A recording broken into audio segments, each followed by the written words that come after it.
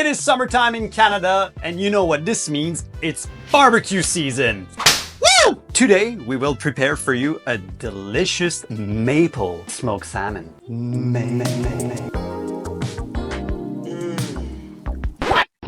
The combination of the sweet, salty, and spicy with a small hint of smoke will leave you asking for more. So for this recipe, I will be using wild-caught frozen salmon. Why frozen? Because it is convenient and affordable. But you should use fresh salmon if you can. I prefer wild-caught because it tastes better and it's healthier for you. Keep in mind that farm-raised salmon is much fattier and it will vary the cooking time.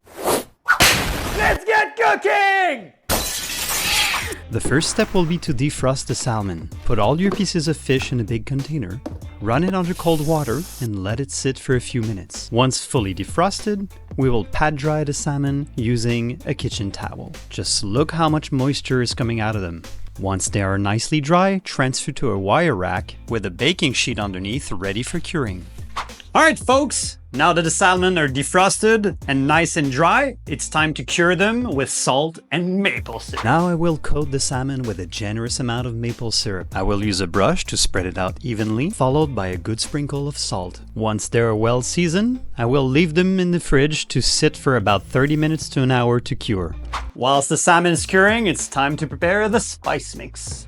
Into a pan, I will add some peppercorns, mustard seeds, some coriander seeds, dill seeds, fennel seeds, and some crushed chili flakes. Now we will toast the spices to release their fragrance. When the mustard seeds are popping, you know the spices are ready to be ground. I like to use a pestle and mortar because it gives me more control.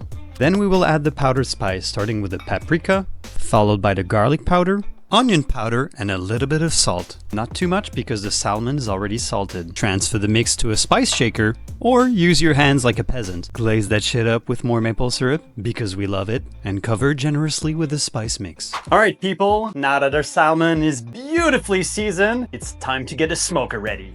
When it comes to smoking, each variety of wood gives a distinct flavor. This time we went with maple and cherry wood because they have a light and sweet smoky flavor. Transfer the salmon on a cooking rack ready for smoking. If you don't own a smoker, you can always smoke on your barbecue using the indirect heat method. Because these will cook very quickly, I will leave the door of the smoker slightly open for the first part of the cook, so it doesn't get too hot too quickly. After about an hour of low temperature smoking, I will shut the door lock until they reach desired temperature. Et voila, perfect.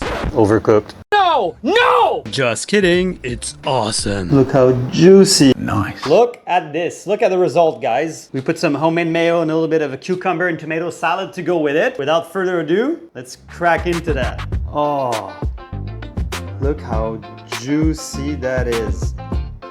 Oh my God. Little salmon. Nice. You get a beautiful background of smoke, the maple sweetness coming through, spice mix, just salted enough, so moist. Ooh. Ah, fuck. That's a 10 out of 10. Please give this recipe a try. It's so simple, it's so delicious, and it's really easy to make. Very ordinary average fish turn into something unbelievable.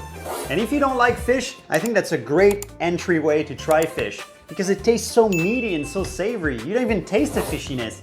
Get out there, give it a try. Any last words, Felix? Get cooking.